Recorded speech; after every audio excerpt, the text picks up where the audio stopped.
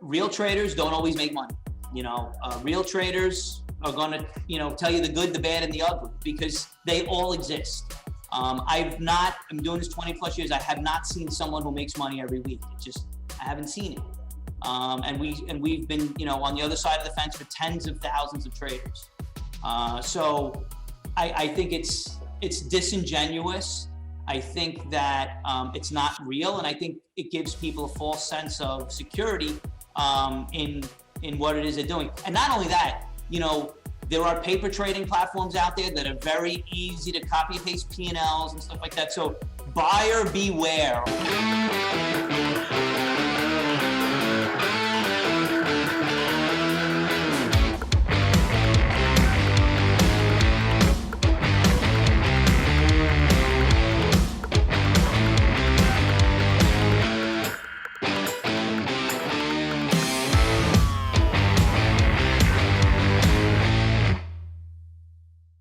Welcome to the SteadyTrade podcast. We have the special guest, co-founder of TradeZero.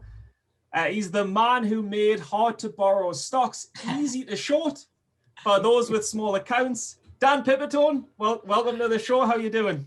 Thanks for having me, guys. Doing well. We also have Kim and Tim. I'm interested particularly for this podcast because Tim Bohen is a diehard long.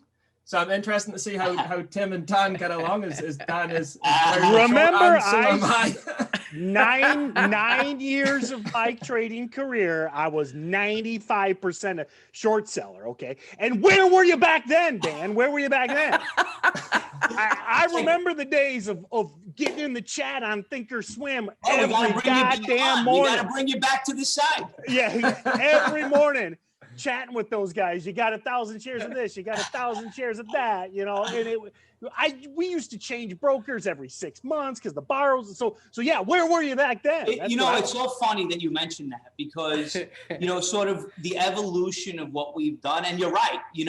10 years ago, this wasn't a thing. Yeah. But when we first started in the Bahamas, we kind of arrived at this whole model really out of a byproduct of the easy to borrow list at our clearing firm being terrible. Right. So, we started, we started with the first vendor that we were working with. And like you were saying, nothing was built into the platform. Everything was manual. Yep. There was a lot of chat back and forth. Okay, do you have the stock? Yes, we do. This is the price. Okay, do you want it? Yes. Oh, no, I changed my mind. There was a lot of that. But, it just kind of got the wheels turning and say, hey, you know what? If we can automate this, make it easy, there's something here. Because, it's one thing, Tim, to be long and wrong. That's sure. One thing. But the worst part about it is hey, I know this thing's gonna die like a dog, but now I don't have access to the stock. Yep. Exactly. Yep. You guys as the traders do all of the heavy lifting in terms of stock selection, entry, reading the news, choosing the direction. But you want to know that when you go to click the button, that the button is clickable. Yep. Right. So that's it. I mean, that's kind of what we've been doing, and just from a high level, just accentuating on that and just kind of expanding on the offering, making it more robust, more encompassing in terms of the symbols, increasing the functionality. We've introduced the ability for people to sell locates back, kind of like a marketplace for these things. So just and just continuing to further the evolution of ensuring that if it's going to give our guy an advantage, why not do it? Right? Yeah. If we're not breaking any rules, and if we can come up with a better mousetrap and a way to, by putting even a few pennies back in the trader's pocket, that's adding a few pennies to the profitability. So we're ever mindful of that in terms of the offering, and you've witnessed the evolution, albeit not through our eyes, but just as a trader of knowing kind of what was there 10 years ago onto, kind of what we're offering today. And yeah, see, I used to love it back in the day. Back in the day, I'm thinking back 2007 to like 2010, mm-hmm. Air quotes, every penny stock trader was at Thinkorswim. That was before the TD Ameritrade days. And I loved it because you jump on that because I've always been an early riser. So Right. I was always like, I loved it. I was like, I was like Jocko Willink before anybody knew about Jocko Willink. I'm like, I'm up before the enemy. You know, I'm like, all these lazy bastards are sleeping in, and I'm reserving all these stocks. Then that went away, and you know, and then went to go over to IB, and you know, IB's okay, but you know, but then you end up in that. Lots of times the shares just go away. You know, the worst part is one of my favorite setups was that late day fade. And by the time it gets to late day, shares are all gone. Right. It's like, man, you I need that watched this thing ball on your desk at 9 a.m. And it's like I've been watching this thing for 6 hours, and like you said, now the button's, you know, light green instead of dark green. It's like, you know. But, Uh, you know, and I just as a side note, because you know I've been kind of following you guys for a long time. I think that you know we have been traveling in sort of parallel paths, career-wise in this space. At my last, you know, iteration was a company called Noble Trading that we started in 1999. These gray hairs are real. You know, we ran that thing until 2010. We sold it to Lightspeed Trading. But during that time, you know, the dot-com bubble burst. You had the, you know, financial crisis. And, you know, a whole new crop of day traders were born. And I remember fairly vividly, a gentleman, Tim Sykes, I think you guys are affiliated. He was trading with us at Noble, you know, at the time. And he had a show on TV. It was called Wall Street Warriors or something. And really, you know, I remember speaking to Tim on the phone. He was a much younger guy, as was I. And I was like, "Yay, I turned my bar mitzvah money into millions of dollars and this." I'm like, wow, this kid's good. He's got something here. So I've been, you know, I had a front row seat back then. And, you know, I've been kind of watching you guys from, you know, arm's length for some time. And I have to say, I mean, thoroughly impressed, man. You guys have really built something out of, you know, out of what you do, which is organic and kind of been fun to watch. So kudos to you. And, you know, you have a fan over here. Can I just ask though, Dan, like, what was the like mission statement, or what was the purpose when you just thought, I'm gonna create TradeZero? Like, what was the reason behind it? So great question. And we first started actually in 2013 in the Cayman Islands. So we have a company called Turnkey Brokerage Solutions. When we sold Noble Trading to Lightspeed, we had been working on creating the DMA platforms that we sell today. We started back then, and when Lightspeed bought Noble, they weren't interested in the technology. They had Lightspeed Trader, yada yada yada. So we started the technology company, and actually Lightspeed. There was some non-compete issues and whatnot, but we kind of worked through it.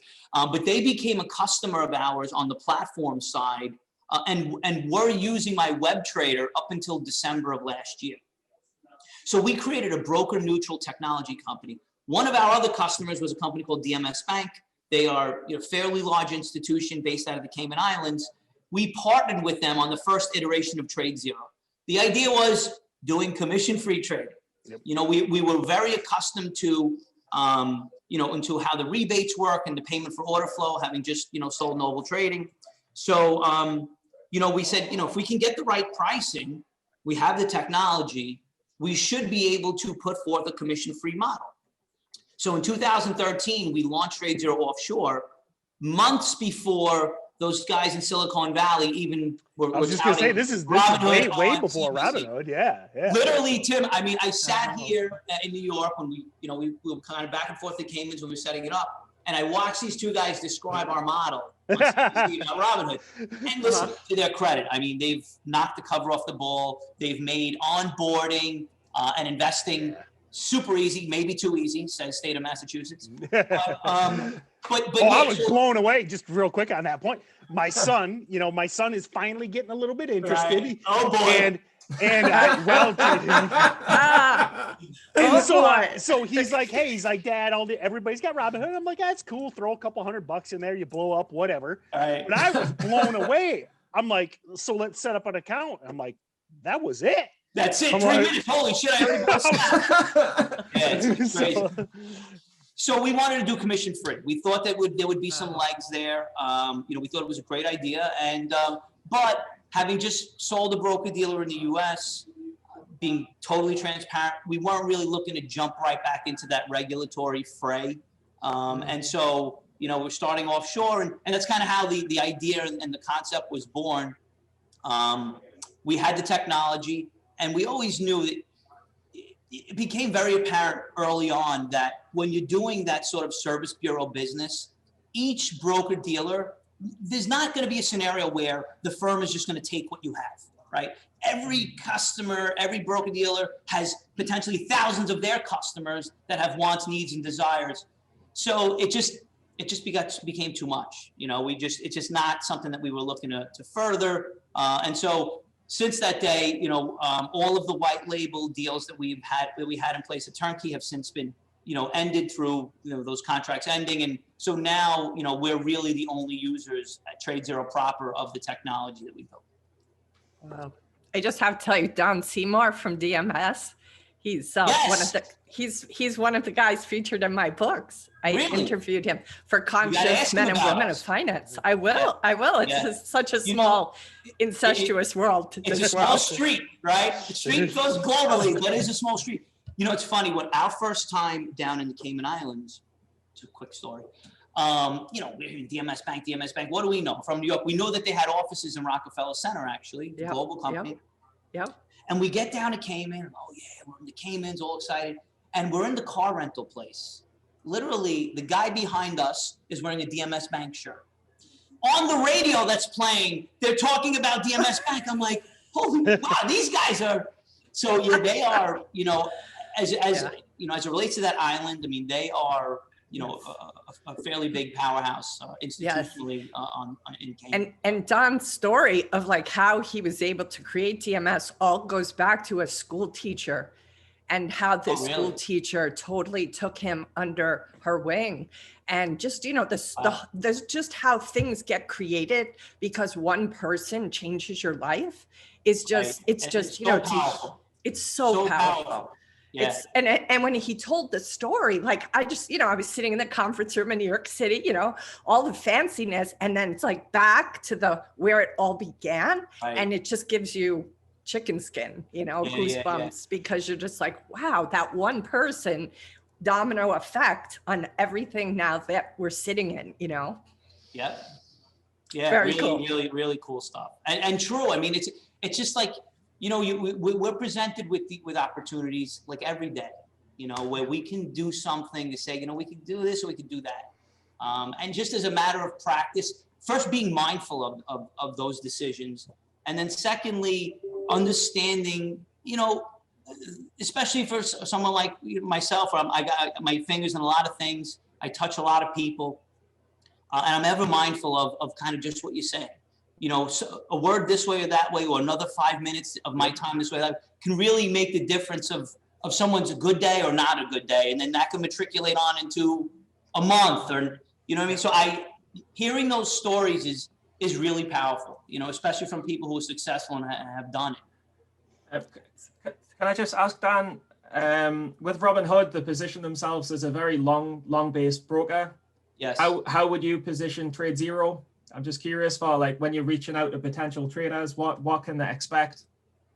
Well, we don't discourage long trading by any means, but long trading you can do anywhere, right? There's nothing sexy about the availability of a stock long. I mean, if your broker doesn't have stock for you to buy long, then you need to leave that broker. But what we're trying to do is, the messaging is, it's sort of the democratization of the stock market. Like, why should one be penalized because they are a contrarian thinker? And by penalized, mean you can't do it. Yep. So for us, you know, it's most important that we have access to the shares. Price is also important, but having the stock is what's, you know, top. And so for us, we always like to talk long and short, because it's important that we're not just one side of the story. You know, you can bi-directionally trade here with unfettered access, unlike in other places. Now, my main question, and this is the biggest question when I was excited to have you on, is, you know, I kind of know the plumbing to a certain extent, but like what changed? You know, and this is for the listener as well. Yes. You know, why, you know, again, why in 2013, you know, were these stocks not shortable? Were they only shortable at Goldman Sachs? I mean, what changed there now? You know, because again, back then, you either, a lot of the times you just flat out couldn't short 10 Right. different tickers that day, Yep. or they'd be available for like 10 minutes at 6 in the morning or whatever. So explain to, you know, again, I need some education, but also the listener, what's different with what you guys are, and how do you do it? Right. That's Well, kind of my question. So, I think really, Tim, I don't know the exact answer, right? I can tell you from our perspective, and I kind of touched on it already. It's like if you have the platform to deliver on the promise, then it's going to be something that not only works, but it's going to be something that will scale. You know, so doing locates through the chat system. I mean, you have to scale the operators, right? Exactly. And so how scalable is that? But once you and there was this one guy, man, if I remember his name, there was this one guy everybody hated to get on Thinkorswim. He was always like, what, the locate Nazi, no locate. He was a jerk.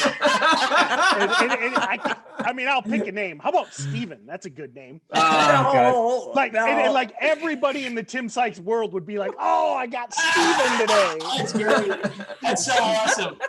Because then you talk to Kim, and Kim would give you the shares. And you'd be like, it's like Steven would answer in like 5 seconds, no shares. And you're like, wait a minute. You know, and then you'd get Kim, and it'd be like, just a sec. And she's like, yeah, I got your 1,000. And it was like, damn it, I got, you know, so anyway. But yeah, it's just not scalable. Yeah. In this story. So I think it's just a byproduct of that. I think that sec lending has always been around. You know, many of the guys that I deal with who operate the desks that we interact with have been doing it for 30 years. Okay. But I think that the retail aspect, to your point, I think that companies like ours and guys like Steven who are, you know, yelling from the mountaintops that this is a viable strategy. It may not have been something that's been, you know, talked about for a long time, but institutions have been doing it for forever. And I think that, you know, now we're at a place where the tech, not just on my platform, but others, where it's made the facilitation of doing this easy, which makes it scalable, which means more people can do it. Blah, blah, blah, blah. Fair enough. That and that totally makes sense. I guess I never thought of that. You know, right.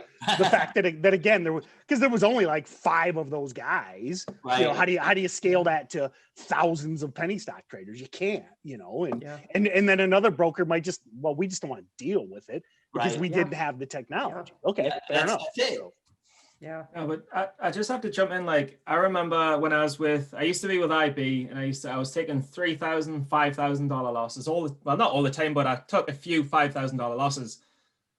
And then I found TradeZero, and I found out that you could have a $500 account, 6-to-1 leverage. That's $2,500 account, and I had access because I'm international. I'm not from the States. I had access to these hard to borrow stocks. So TradeZero were the account that made me profitable. And because it was a $500 account, if I blew them up, it wasn't like an IB account with $30,000, right? I'm like, shit, I've lost $30,000. I was losing $500. I was using the 5-to-1 leverage.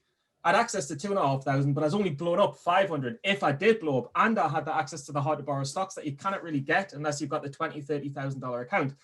So for me, I used that leverage safely, and I was shorting safely.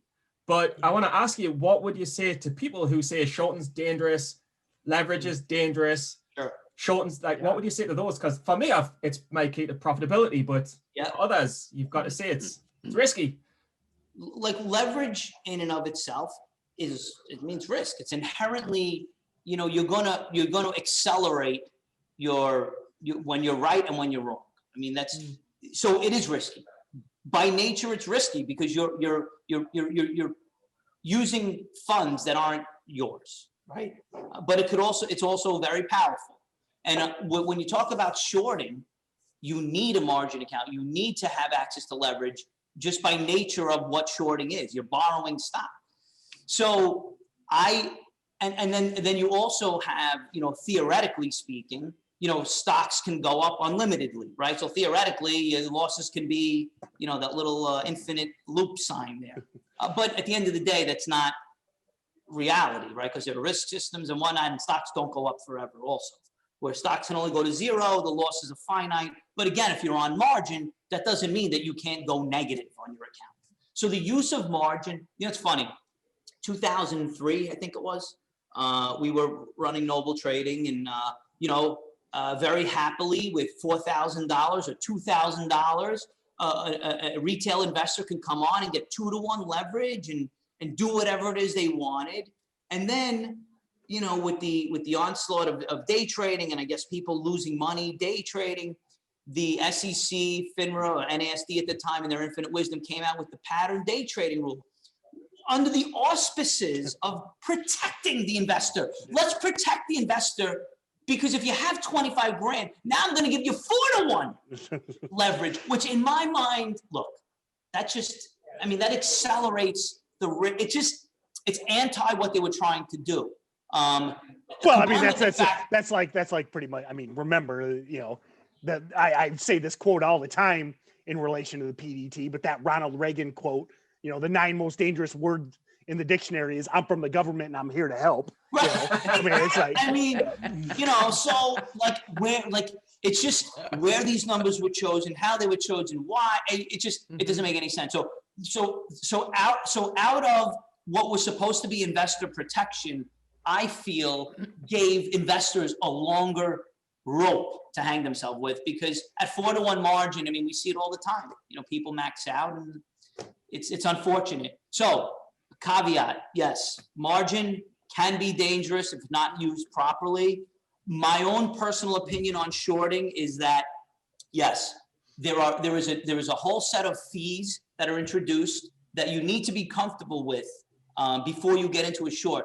But as a trading strategy, I think there's equal opportunity to make and lose long or short, fees aside. Sure.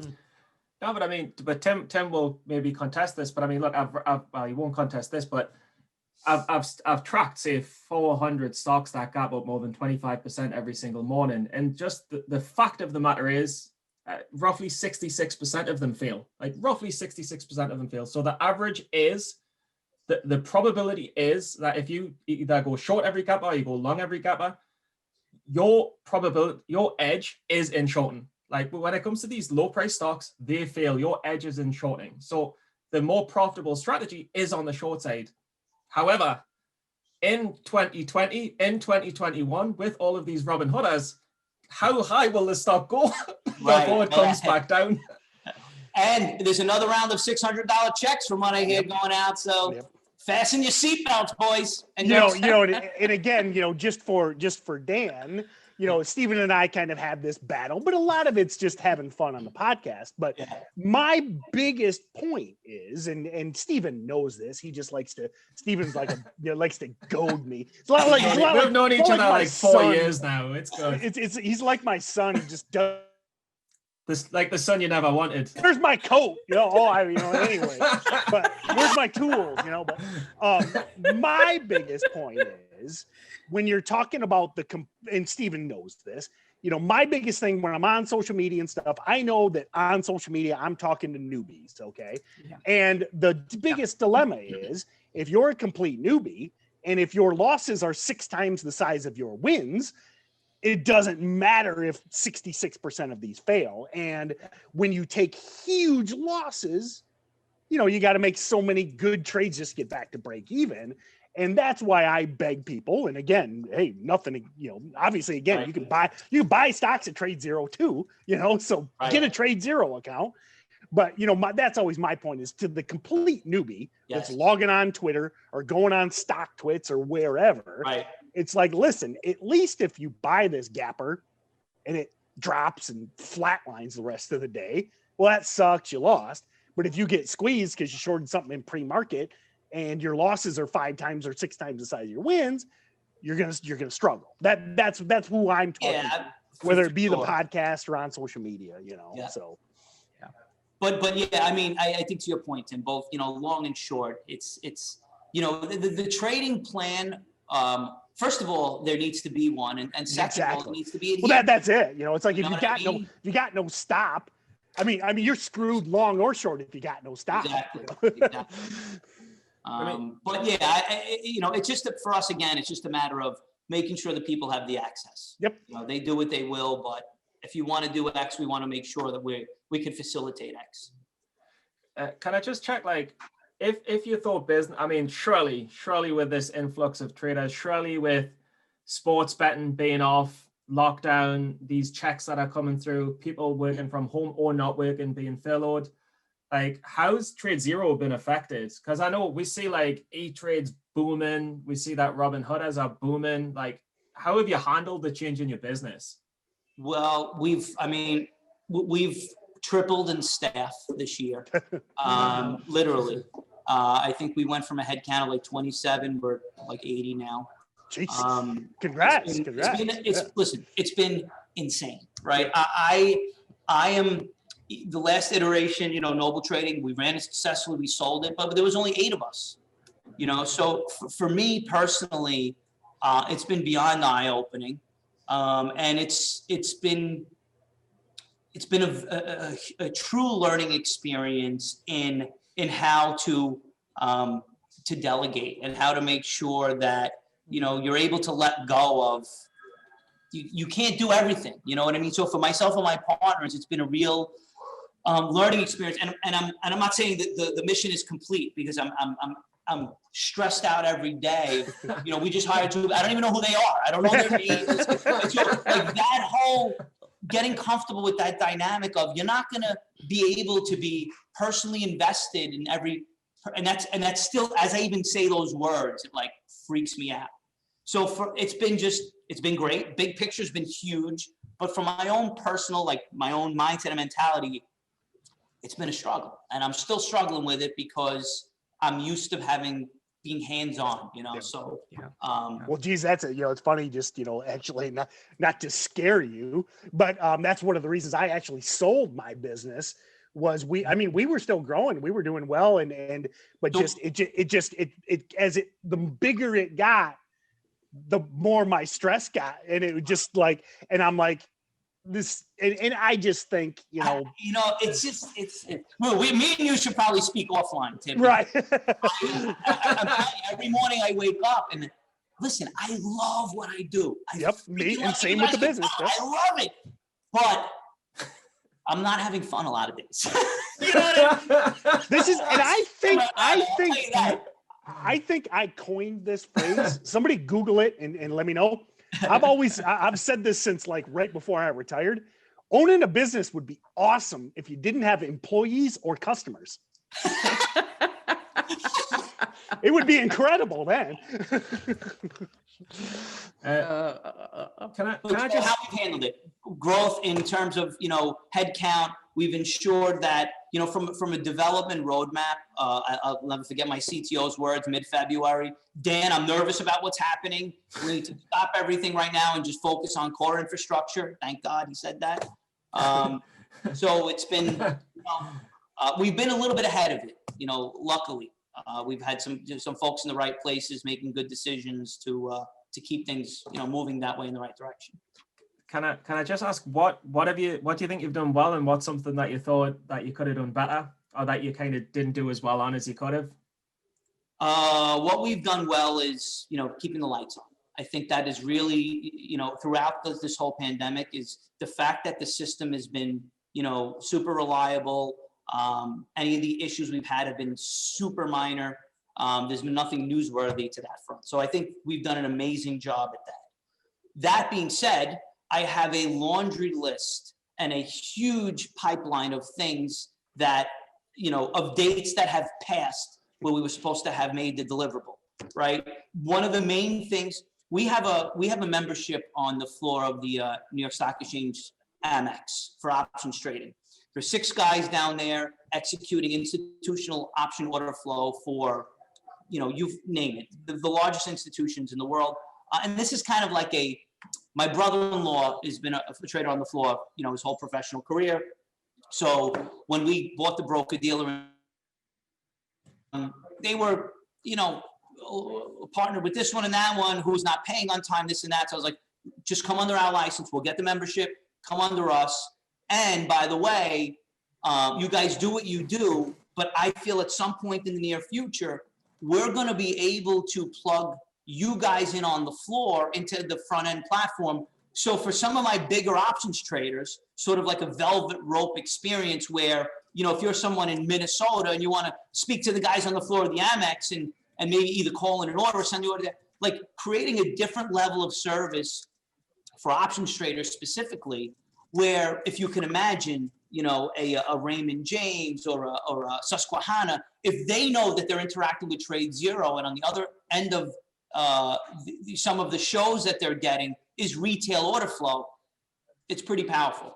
So from the perspective of coming out with this, plugging in the floor guys with my retail operation, that's something that should have happened months ago. So in terms of things that we haven't done, it's deliver on the product roadmap that we set forth, you know, at the beginning of the year, midway through the year, and continue. You know, so it would have been great to have a sexy options story that we were all talking about right now as part of our 2020. But we'll put a cork in that till mid next year, not the end of next year, mid. And then we'll have you back then, Dan, so you can talk about it. Okay. Dan, I have a question to the beginner traders, to some of the people that may not even, this may be the first time they're really learning about you.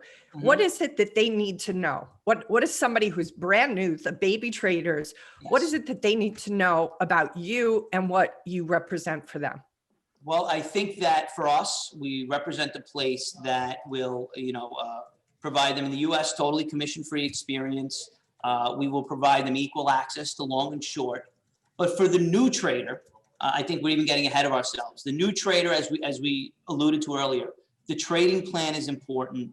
And as a new trader, what's most important are your percentage gains and losses. It's not the dollar amount, right? Exactly. If you can prove yourself with 5 or 10 shares, don't be greedy, you know, because if you can demonstrate that you can be, you know, trade flat or positively with this small amount of shares, believe me when I tell you, going from 5 to 100, 200 shares is not going to make any sort of difference in the quality of your execution, the speed, and all that other stuff. So, you know, it's much easier said than done, right? For people who've been doing this forever, you know, it's hard to maintain the discipline, even when you know what you should be doing. But that's the key. You know, whatever it is for a person, new, old, or whatever, as it relates to a trader, not their age, but whatever it is that you do for yourself that keeps you in line to what you know you should be doing, whether it be eating, exercising, whatever, you want to make sure you're implementing that same dynamic as it relates to, you know, keeping you in line with your decisions on your trading. Because it's not always going to come back. Yep. You know what I mean? It's just not. And, you know, and small losses are much better than big ones. Yeah, I tell you, that's something we talk about all the time on the podcast. You know, is that idea, like when people come to me and they're like, you know, or whether it be on social media or something, they're like, "Oh, I only made $50," and then they show it and they made like $300 account. Wow. Yeah, exactly. And they made like $2 a share on a $1 stock. And I'm like, do you realize what you just did? I'm like, that is incredible. Yeah. Don't give me this only $50 stuff. You got a $300 account and you made $2 on on a stock that went from 1 to 3 or 3 to 1, whatever. I'm like, that's what you need. Status. Yeah. Exactly. Yeah. And just and figure out how you did that and figure out how to keep doing that. And then, you know, save some money, you know, whatever, or you build your account organically, or then scale up. Yeah. So I hate it when people are like, "Oh, I only made this." When I'm like you said, look at the percent gain, look at the per share, you know. So and all of that stuff is, you know, is available in the platform, so you're able to see, you know, percentage and whatnot.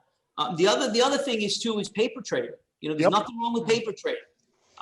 It's and especially for a newer investor.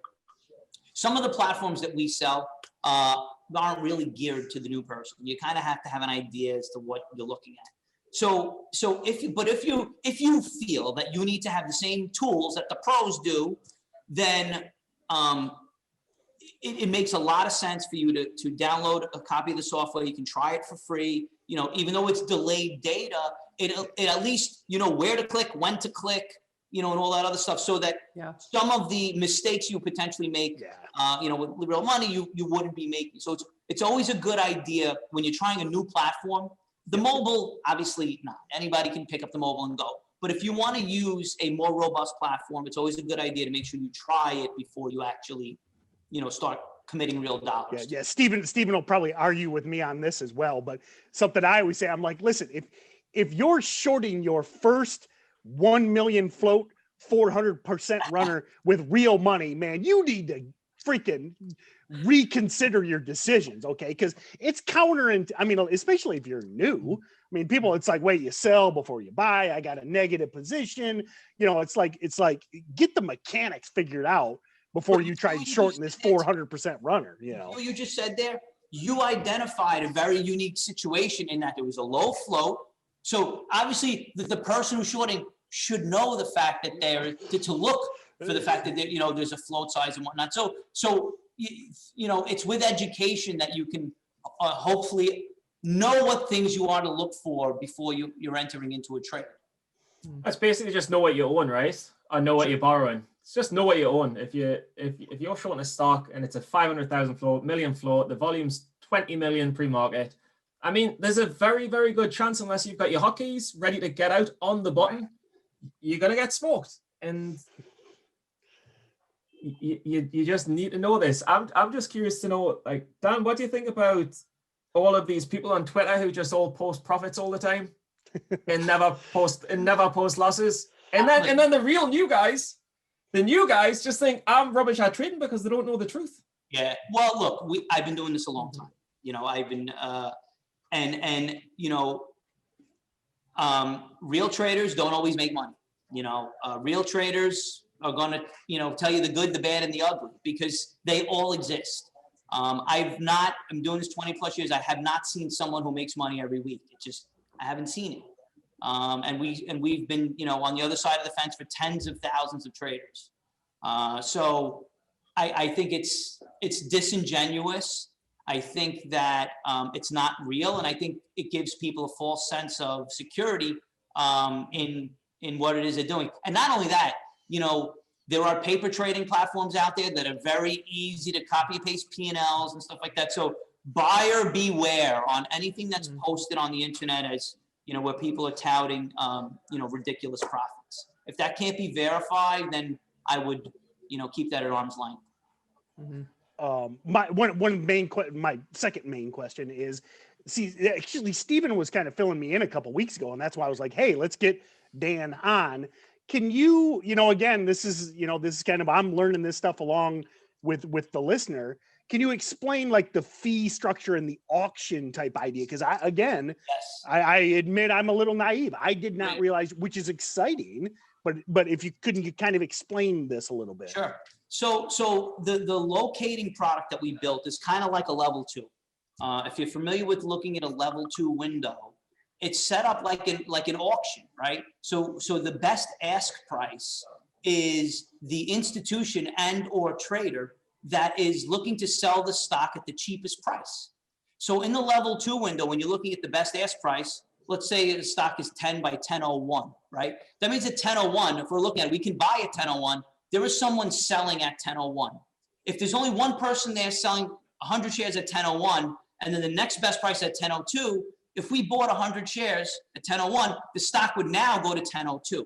And we would now be interacting with the person at 10.02, because why would we pay 10.03 if we could buy from the guy at 10.02? So in that same methodology, we've created an auction-like marketplace where the vendor that we're going out to source a share for shorting, we're going to display to the user the liquidity of the vendor who has the best price. Okay. When we deplete that supply, we now are showing the next best price, and so forth and so on. Now, there obviously, it's not linear, right? There could be supply coming in. We're not the only customer to these vendors. Right. So if they say that they have 10,000 shares, and then all of a sudden one of our guys buys 100 and now they're gone, that means that they must have sold the 9,900 somewhere else. Right. So the idea of us creating a sort of competitive marketplace is just that, because a vendor knows, hey, I got 500,000 shares of this stock. TradeZero keeps asking me for a price. I return it to them, and then they're not taking it. Why? Yep. Well, because you're not the cheapest price. So if you want to sell those shares, lower your price, because now you're going to jump to the head of the line, and now that's going to be the one that we're debiting. Yep. So this is great, creates fairness. However, we do have a piece of this that doesn't look great for us. As I led this conversation, I told you guys that, you know, what was most important, what keeps me up at night, is ensuring that we have shares on anything that you want to short. Now, inevitably, out of a byproduct of us doing our job well, we are depleting the liquidity in the first 7 vendors. And then what we're left with is the vendor whose business model, I believe, is to just sit as the last price, because they know, like on level 2, when you got the ask at $9,999. You know, nobody's taking that ask. Yeah. Here's my dilemma, right? Do we show the client the $9,000, or do we show them we have no shares? Okay. Yep. You know what I'm saying? So optically, many times we don't look great because we're in that situation, right? Thank you. So, See that well done, by the way. Thank you. This is because that's, you know, Steven's had several head injuries through the years. He was explaining it to me, and I explained it perfect. Whatever. So now because he was mentioning how the price would fluctuate. And I didn't know. You did. Okay, now I get why. So we have all the vendors, and now let's say Steven located 100 XYZ. He shorted, covered, he made $100. Great. Now he wants to mark his locate for credit. When he hits that button, he jumps to the front of the line ahead of all of the vendors, so that the next person who's taking inventory will be revended from Steven, rather than us going out to a vendor and taking more shares, where he's able to monetize what he brought in, and the end user is now, you know, repatriating, reusing the locate that we already brought in and paid for. So it's the way we built it is really just like the way a level 2 would work, and any liquidity that we call internal inventory. Whereas if one of our users want to sell a locate, that obviously goes to the front of the book. And if there are multiple, it goes in, you know, first in, first out. I tell you what, this makes me want to short stocks again. I don't believe that. But and I'll open up an account. I think, you know, I owe that to you for coming on the podcast. But you know, listen, flat out, you know, I go back again. You know, I started in 2007, and back then, that was I started learning from Tim Sykes back then. Right. All we did, you know, in penny stock land was short penny stocks. Yep. But hours a day of work looking for locates. And, you know, and we talked about Robinhood's onboarding process. You open a brokerage account in 2008. It was like 2 weeks, you know, right. Or you know, and they'd be, you know, and then you'd ace, you know, and sending the money and moving around, and it just got to the point where it was so annoying. Yes. And then we get to, you know, 2016 is kind of where I started seeing these squeezes start happening, and I'm like, well, listen, I can trade the same stocks I was trading back then. I can just look for these different indicators, and I don't have to spend hours looking for a broker and et cetera, et cetera, et cetera. So yeah, I'll definitely open an account. This is exciting. Steven, it's taken. We have Steven now and Daniel to thank everybody that Tim is going back to the dark side. Well, I mean, maybe if Steven didn't have that terrible accent, I would have understood what he was telling me for the last 4 years. I've done 200 podcasts with this guy, and I still don't even know what he's talking about. I just smile and nod for an hour. But it's a great report, man. I'll come anytime. Let me know when you want me to hang out. But look, I mean, the way I see it is, because I've used TradeZero for years and years. Like, I've been an affiliate with them for a bit now as well. And if you're international, you can short stocks with a $500 account. Like, it's pretty awesome. You can't do that anywhere else. You can't do that with your Centerpoint. You can't do that with your Speed Trader or Cobra. You can't. You need like 30K. But international, you can do it with $500. And then for the American audience, US is just 2,500 is the minimum. You can't really day trade. With the US, it's only 2,500. But it's 2,500 is the minimum. In the US, you need 2,000 to maintain a margin account. Yeah.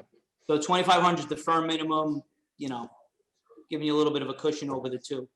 But you're stuck under the PDT, obviously. But, right. Yes. Subject to PDT. So Tim, if you want to sign up with TradeZero, I can give you some tips. I'm not using your affiliate link.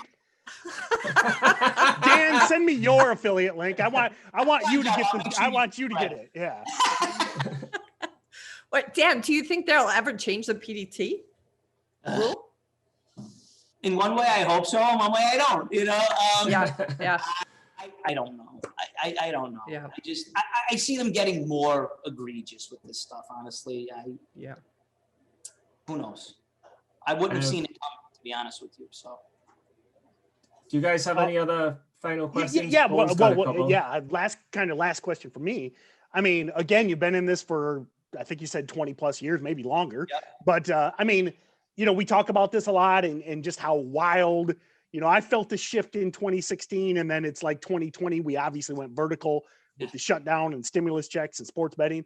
Yeah. I mean, do you, just your opinion in being in this long, is this the new normal? Do you think it's ever going to slow down? I mean, what do you expect for 2021 and beyond? I think we have another 7 or 8 month run in us. I think that once spring rolls around, the end of spring, and the vaccinations are kind of perpetuating through society, I know for my own mindset, I'm looking to freaking go. I don't know where I'm looking to go, but I'm gonna. And so I think that me and you. I think a lot of people are just. I don't know if it's the new normal. I think there's going to be a lot more people who've been exposed to the market, who are now, keeping this sort of in their back pocket as a vehicle and as a tool.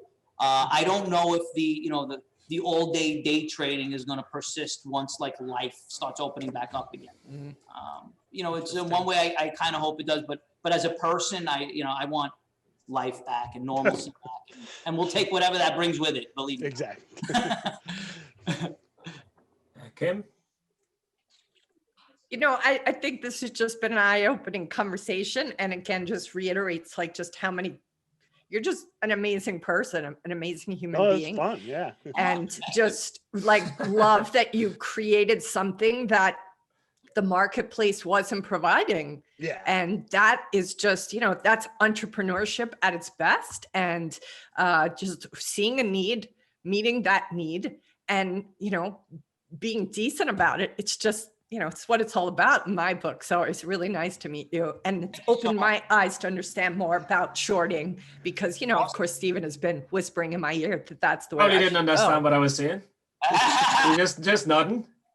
No, actually, that's a great point, Kim. And again, me as number one as an entrepreneur, but also as a dork, I'm an old school technology guy. Yeah. I mean, I just respect the fact that you were like, here's this inefficiency and let's fix that with technology. Now, was that your idea, or was that was it like customers kept asking, or were you frustrated with the system? I mean, kind of what brought about that whole locate system? Great question. So we had we have a patent pending on this innovation. Oh, nice, awesome. I am one of the inventors, myself and a guy named John Caruso, who's one of our developers.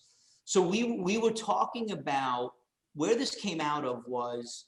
We had sold a big locate to a customer that went all in, and within freaking 2 minutes, I think he lost 120 grand. And now we had this 30,000 share locate that we paid for, he paid for. There was no more availability anywhere for this freaking stock. So I called the desk. I'm like, hey, Mr. Smith blew up all his money. Can we use this again? It's legal. Yeah, we gave it to your MPID. Oh, really? Okay. Wow. So now you've got an asset. You've got out of the use case of recycling what someone couldn't use anymore. In the context of just because they can't use it, that doesn't really matter. We're talking about just recycling it to someone else. Right. Legal opinion, just putting the legal opinion in place for this. There is no precedent. because no one has ever done this Right. as a business process. They may have done it inadvertently, Right, but right. they've never done it as an identified business process. And so, we'll see what happens. But no bullshit. I got like goosebumps because what I'm thinking about is I'm like putting what you just said together. I'm like, the market slows down. We got all these noobs, and all of a sudden these stocks quit running all day long. And that's what I mean. I still got to do that. And I'm like, oh, come spring, just like Dan said, so because that, I mean, and because that's what it was like. And and when I talked to Steven, I'm like, back in the day, yes. All these stocks failed. I mean, Steven's talking about a 66% rate. I remember back in the day, it was like 95% rate, and it's just like, man, let's let things quiet down. And then I got my TradeZero account, my boy Dan. Yeah, it's going to be interesting to see with all with the new retail, we're calling it. Listen, since March, the market's done this, right? And we're dealing with a lot of traders, so long, short, all good. But it's going to be interesting to see how the new retail reacts to a flat or more volatile or downtrending market, because they haven't been exposed to that yet. Mm-hmm. So we'll see. Yeah, that's I joke about the quote unquote dark days of penny stocks. It was like that 2012 to 2016, and just like nothing happened, or stuff failed, late day failed. And that, obviously we already talked about it, but back then it was like, I know this stock's going to die, but it was just this constant race to get a locate. Yes. And then you just sit there and you'd be like, you'd watch it and you're like, well, smack in the face as it goes down, and and it's like, and then it's like you get up in the morning again, and no shares, and you're like, But I mean, how crazy is it though that, like, say I'm a more modern generation trader than you, Tim, but we'll face different problems. So like your problem is the frustration of not getting a borrow. My problem is where's the top and where's the backside, because it's tough. It's tough catching that backside. But what I'm hoping is come the spring, when this volatility dies, you're gonna just have a shit ton of stocks up way too much. The volatility's gone. The borrows are there. Yep. So that's where the money now. If you're making money now, came from. there should be money later. But I mean, Dan, you've got an audience of like tens of thousands of traders. It's a good opportunity for you to talk about who is TradeZero for, and what can they get out of you, and what's different from you and the next broker down the road, stuff like that. You're going to give like every SteadyTrade lister like 5 years of free locates, right? Well, not quite. But we will give them locates as long as they want. We will give them commission-free trading. And if there's someone in the U.S. who maintains an account of 50K or more, there's free platforms, there's 5% locate discounts. Beautiful. If you're someone who's trading somewhere else and you've had any of these frustrations that Tim has spoken about, or you're interested in getting into shorting, we feel like we're the place to go. We lead with the treatment of it. It's not just lip service, and we try and do things in a fair and equitable way. From a service standpoint, you can get us on the phone from 6 a.m. to 6 p.m. We actually do answer the phone, and our website is staffed in a live chat 24/7. So if you have a question, concern, whatever, you're always going to get to a person. There are no bots that we have working on the website. So we're happy to help. We have a bunch of free tools that people can use to kind of get familiarized with what we do. And if and when you did decide to open an account, there are many platform choices ranging from our free web, free mobile, onto Zero Pro, which is a monthly subscription. But I think we have a piece of tech that would fit anyone's trading style or needs. And like I said, if you're long trader, we'd love to have you. If you're a short trader, we'd love to have you even more. There you have it. The man behind TradeZero, the broker that got me profitable. And it was sketchy. Sometimes I didn't think I was going to make it. And Tim didn't. I didn't think anyone thought I was going to make it. So I always had. And here we are. Really? Yeah. The broker that got me profitable and the man behind the broker, Dan Pipitone, TradeZero. Thank you. This is SteadyTrade. This was awesome. Thanks, guys. Yeah, Dan, I really appreciate it. Really enjoyed this. And again, man, I would cancel Steven's affiliate because he did a terrible, terrible job over the last year or so explaining to me what you guys were doing. So, but he brought us all together, which is fair enough. Well, yeah, thanks a lot, Dan. This was a blast. Awesome, Tim, great to meet you. Kim, Ann, thank you so much for your time, and Steven, rock on, brother. Thank you. Thank you, man. Appreciate it. Have a great day, guys. You too. Have a good man. Thank you, Dan. Thank you.